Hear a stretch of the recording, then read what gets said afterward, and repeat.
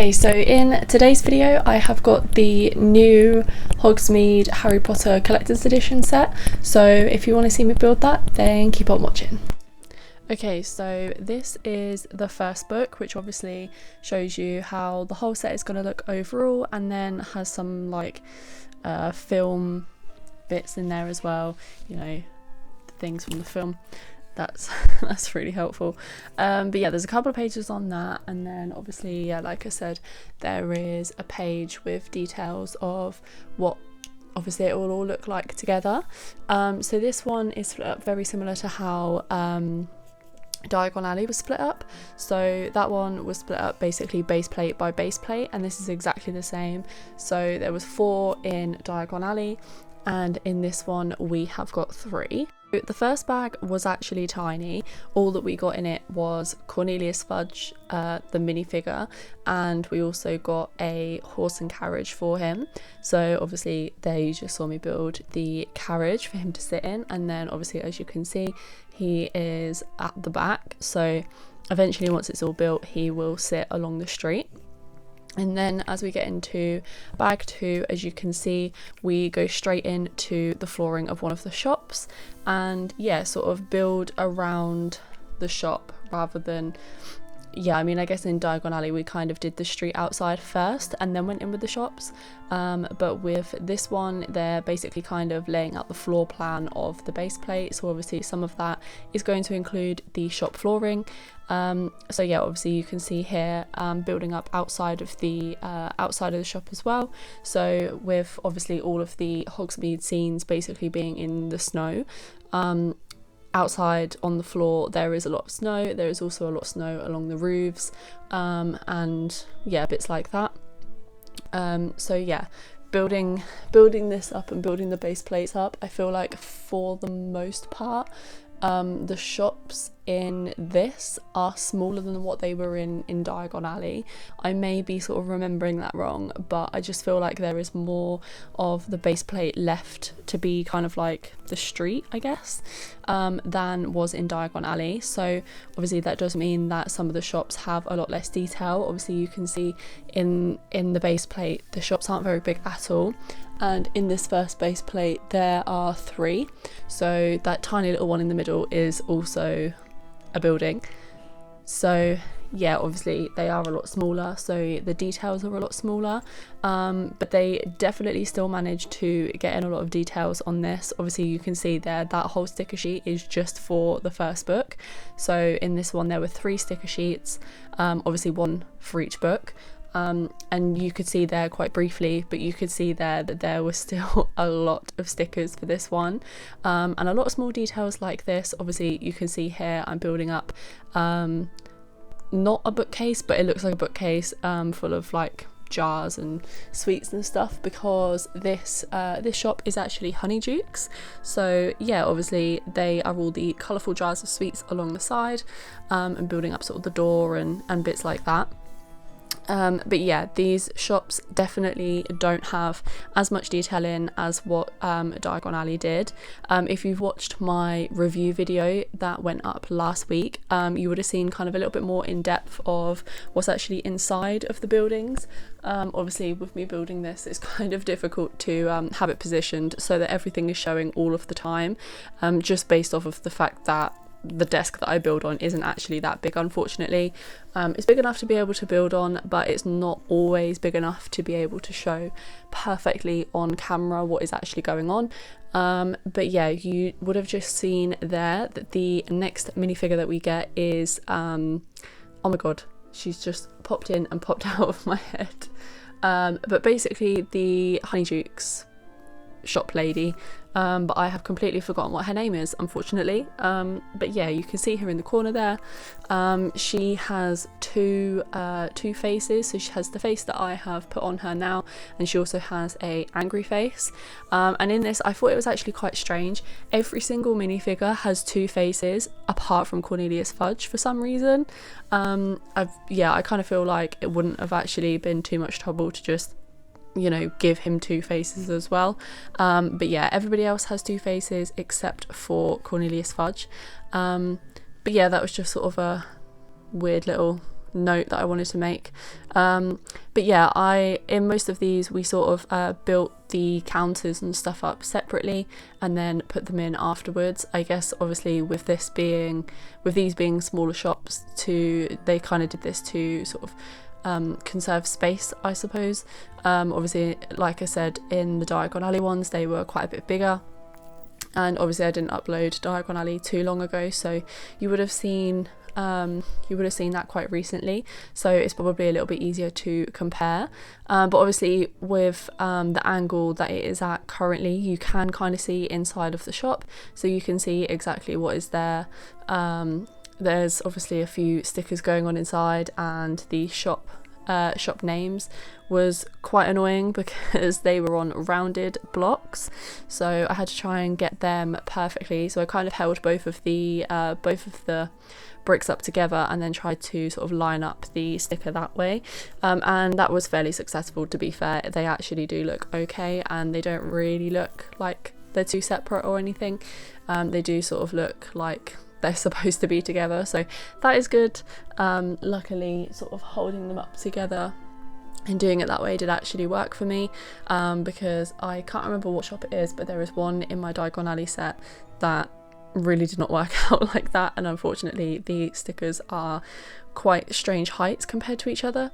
But yeah, it's fine, it adds character, so it doesn't matter too much.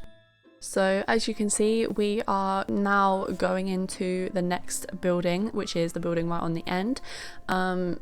10 points to anybody who can figure out what it is based on what's there currently. Not that you can actually see it anymore. But yeah, the building on the end, okay, maybe we're not, maybe we're doing the building in the middle. But the building on the end is actually Owl Post. So yeah, 10 points if you figured that one out. And then the one in the middle, I actually need to have a look at the set because I don't remember what it is. Okay, so the one in the middle is Dervish and Bangs. So that's the one in the middle, and then yeah, we've got the Owl Post on the end, which you can probably tell now by the fact that there's an owl sat on the counter and the Owl Post sticker on the door. But also sort of the main bit of this was sort of building up like letter racks and stuff like that and putting them in. So yeah, that was kind of the main focus of what was inside of this one. Obviously, like I said, these two buildings aren't majorly big, so yeah, they kind of have to fit in as much detail as they possibly can in such a small place, which yeah, can obviously sometimes be quite difficult. But yeah, as you would have just seen, our next minifigure is Draco Malfoy, who again has a normal face and an angry face as well. And then yeah, after we'd built up those and then put the base plates along the top, we then went back into working up on the second story of these buildings. So obviously they have something inside of them, but from the outside it just kind of looks like roof space from the Honeyduke shop. And then the Owl Post has like a second window upstairs and then a roof on top of that, so obviously makes all of the shops a different height and makes it just a little bit more interesting. Obviously that is also, they're kind of following the theme and the look across like the films and stuff and how it looked in there. And then obviously you can see just here we have a typical Harry Potter Lego hidden frog. I love when they put these in the sets, I think they're so cool. So obviously we have a little chocolate frog on the floor of Honeyduke's, and then just behind the little golden gates, I guess, there is a little frog behind there as well. So yeah, I feel like for the most part in quite a few of the sets recently we've not had any little mini hidden frogs or anything, so, and I feel like there used to be absolutely loads in all of the like anniversary sets that came out. I feel like there was one in at least like every other set, if not every set, and I feel like we just don't get that very much anymore. So I was pretty happy and pretty glad to see that they were in this one, which is quite sad to be fair, but yeah, I was quite happy to see that. And yeah, you can see on the end just there building up some owl post, just to kind of go on the sides. There wasn't really much to go in the owl post shop, and there wasn't really much to go in the one in the middle either. Obviously the main focus of this particular base plate was in fact honeydukes. So yeah, obviously these two did kind of, I wouldn't say suffer because of that, but obviously you can see there's kind of like a roof space for the middle shop there, and there's like nothing inside of it, whereas very often there will be something inside of the roof space, but obviously with it being so small it is quite difficult. So yeah, obviously you can see we have got a sign on the roof for the different shops. I've only got one in so far, but there was obviously ones for each shop, and then I believe we're now currently just building up the roof panels for honeydukes. So like I said before, basically just snow everywhere, all over them, and then yeah, just kind of slotted in place. The thing that I found quite strange, I mean in this one it did actually clip into place, but you'll see in part 2, the roof in part 2 is actually quite big. There's two quite large sections for the roof, and they don't actually clip in anywhere, they just slide on and then are held in place with a tiny little brick basically, which I thought was actually quite strange, but it does actually work. I'm just not entirely sure I trust it but yeah, it does work. I just feel like it is a little bit strange, but anyway, that will be in part 2, not this one. So yeah, bag 10, this is the final bag. I think I forgot to mention earlier that each book has 10 bags, so this set had 30 bags in total, obviously 10 for the first one, another 10 for the middle, and then another 10 for the end.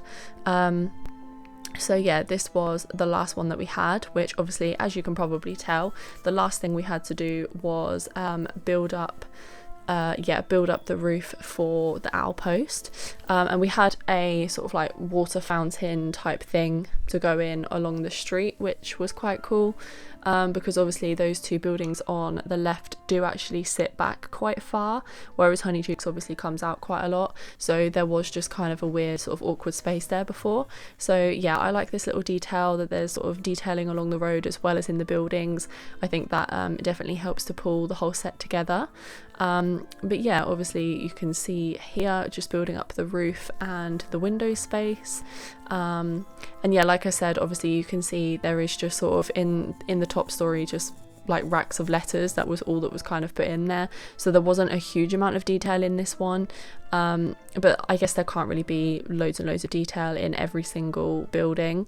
Obviously if you're going to have bigger buildings, it's going to have more detail than what the smaller ones will, but yeah, I just thought I would kind of mention that and say that obviously it is a little bit less detailed.